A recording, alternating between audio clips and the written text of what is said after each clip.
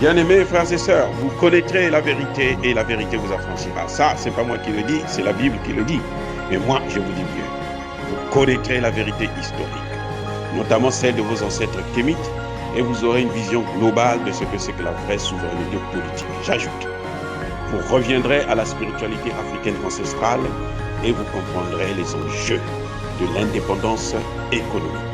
Et pour terminer, vous accepterez votre identité culturelle kémite et vous obtiendrez deux choses.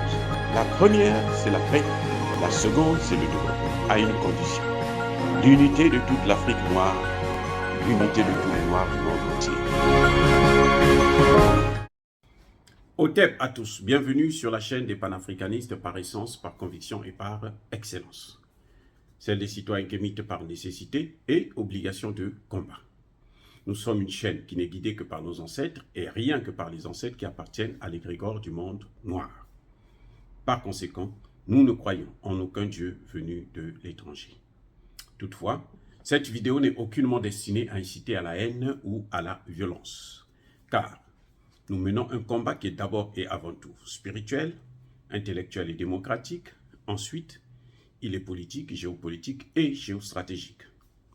Contre l'impérialisme, le colonialisme, le néocolonialisme et l'endocolonat, qui sont tous qualifiés de crimes contre l'humanité.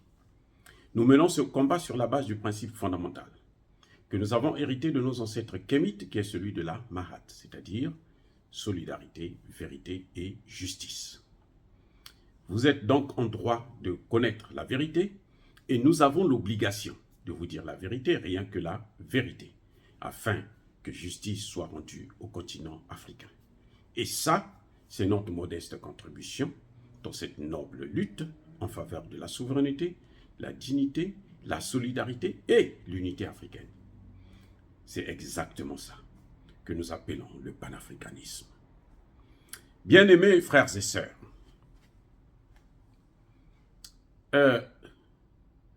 Embalo Sissoko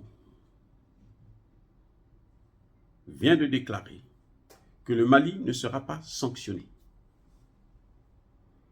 malgré le fait de n'avoir pas libéré les 46 mercenaires ivoiriens. Vous savez, c'est terrible.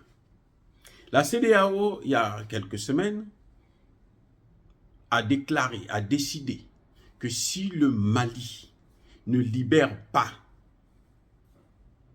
les 46 mercenaires, alors le Mali devrait payer le prix de son entêtement, devrait donc recevoir des sanctions et probablement serait attaqué par les pays de la CEDEAO.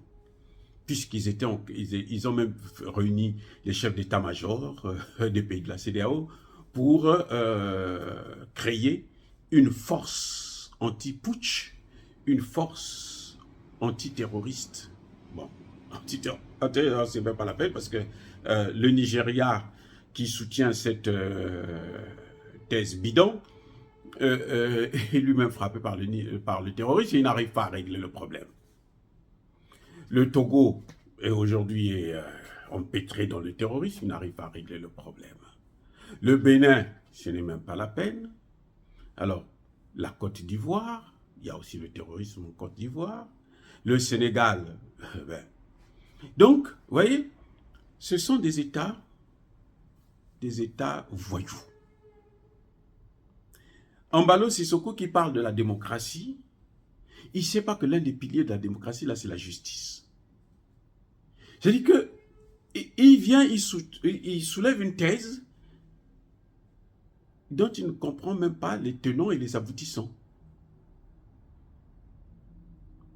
Ils ont cru intimider le Mali, le président Assimi Goïta et son équipe, avec ces petites agitations. Nous allons, on va prendre des sanctions. Mais les premières sanctions, là, ça n'avait pas marché. Et les premières sanctions étaient même illégales. Et jusqu'à quand ils vont eux-mêmes ne pas respecter comment vous appelez ça, les textes de la CEDEAO. La CEDEAO n'a jamais prévu qu'il faut bloquer les finances d'un pays, il faut prendre des sanctions, fermer les frontières, ce qui est même d'ailleurs contraire aux textes internationaux pour les pays qui n'ont pas de littoral. Eh oui. Donc M. Embalo Sissoko, ben, il a perdu la tête. Donc tout ce qu'ils ont fait là, on réunit les chefs d'état-major, on s'assoit, ils ont l'argent pour créer une force, et puis ils n'ont pas d'argent pour faire fonctionner l'institution même. Il faut que les Européens payent, il faut que les États-Unis payent. Vous avez déjà vu des gens aussi ridicules que ça? Il y a un problème avec nos dirigeants. Il y a un grand problème. Eh bien là, ils sont tombés sur un os. Ah oui, ils sont tombés sur un os. Le président Assimi Goïta n'a même pas parlé des 46 mercenaires dans son discours de fin d'année. Parce que tout le monde se disait, tous les voyous qui dirigent l'Afrique, se disaient que bon, il va déclarer là, il va les libérer. Le juge malien a dit le droit. Ce qu'ils auraient dû faire, c'est payer des avocats pour ces 46 mercenaires. Ce qu'ils auraient dû faire, c'était de représenter ces 46 mercenaires devant la justice. Mais pas d'intimider un État. Vous intimidez un État. Et puis quel État? La Guinée-Bissau, c'est aussi un État qui peut rivaliser avec un État comme le Mali. Or, mais attendez, la Guinée-Bissau, là, c'est un État narcotrafiquant. Oui. C'est un État qui trafique de la drogue. La drogue passe, qui va en Europe, là, ça passe par la Guinée, la Côte d'Ivoire. Ce sont tous des États narcotrafiquants. Et la Guinée, pourquoi la Guinée-Bissau ne demande pas à Alassane Ouattara de libérer tous les prisonniers politiques? 300 au moins. Au moins 300. Dernièrement, une pauvre dame, Pulchérie Balé, qui va au Mali, quand elle revient, on prend l'incarcère. Et ça, Embalo n'a pas vu ça. Embalo, là, quand c'est comme ça, il est aveugle. Vous savez quoi? Il y a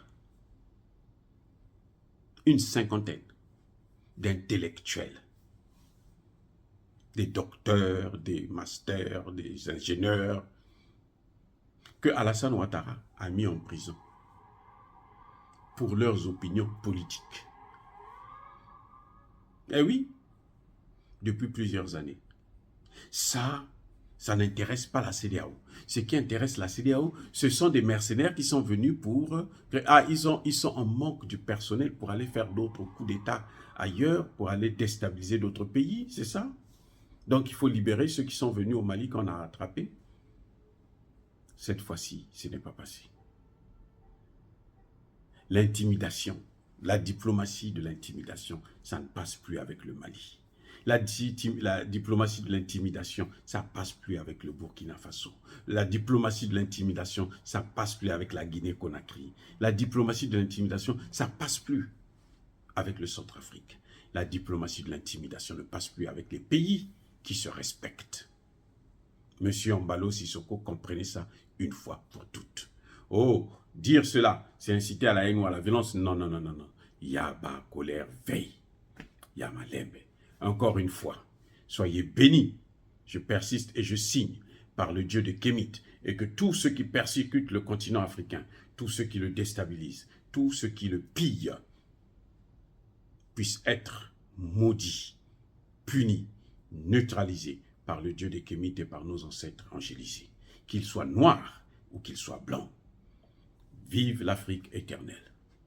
J'ai dit, et comme d'habitude, j'assume.